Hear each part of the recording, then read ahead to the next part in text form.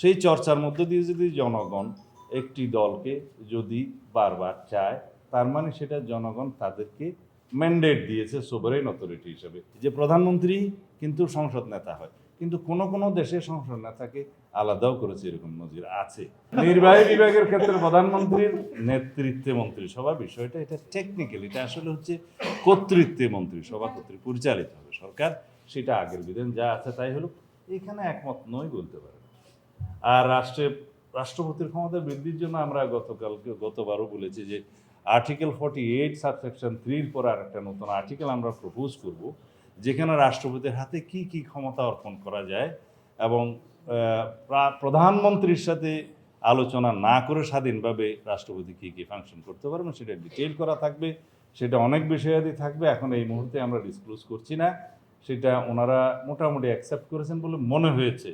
আর এখানে যাতে রাষ্ট্রের প্রধানমন্ত্রী এবং রাষ্ট্রপতির মধ্যে ক্ষমতার ভারসাম্য আনয়ন করা যায়, একটা ব্যালেন্সড গভর্নমেন্ট এবং রাষ্ট্র ব্যবস্থা যাতে কায়েম করা যায়, সেই বিষয়টা আমাদের অঙ্গীকার, সেই জন্য আমরা কাজ করছি। আর ন্যাশনাল কনস্টিটিউশনাল কাউন্সিলে যে আমরা একমত নই, কেন একমত নই সেটা প্রতিদিন বলেছি, আজকে না বললেও হবে।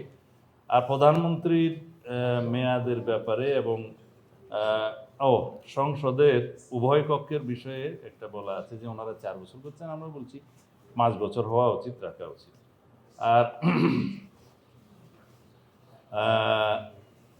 প্রধানমন্ত্রী পদের মেয়াদের ক্ষেত্রে একটা বিতর্ক আছে, সেটা ওনারাও একটা বিকল্প প্রস্তাব দিয়েছিলেন, তবে সেটা এখনো আমরা ফর্মালি পাইনি।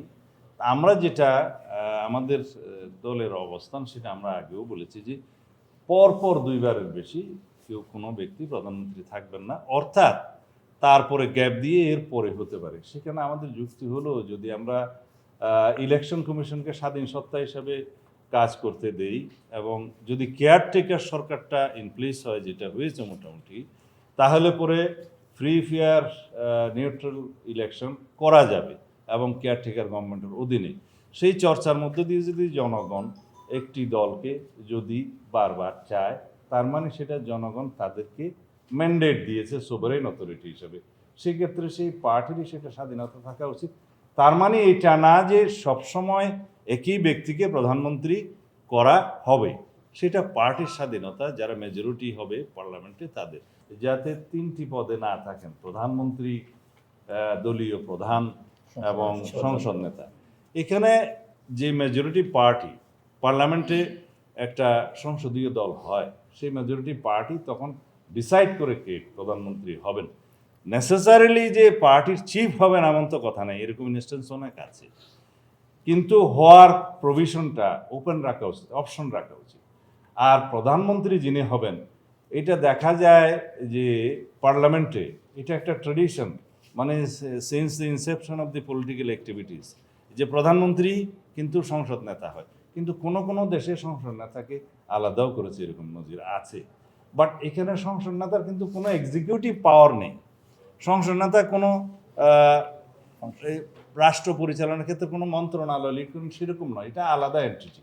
এটা সংসদে কিছু কার্য থাকে, স্পিকার সংসদ নেতার সাথে আলাপ করে সেই কার্যগুলো করেন এবং বিভিন্ন বিষয়ে সংসদ নেতা হিসাবে প্রধানমন্ত্রী নিজেই সে লাস্ট স্পিচটা দেন বিভিন্ন বিষয়ে। তো এখানে সংসদ নেতা এবং প্রধানমন্ত্রী এটা অনেকটা অবিচ্ছেদ্য অংশের মতো, কিন্তু ইন প্র্যাকটিস দেখা গেছে যে প্রধানমন্ত্রীর হাতে এটা থাকাই সর্বোত্তম পার্লামেন্টের পার্টি বিভিন্ন কাজকর্মের জন্য। এটা এমন না যে একটা প্রধানমন্ত্রীর মতো আর একটা পোস্ট, সেটা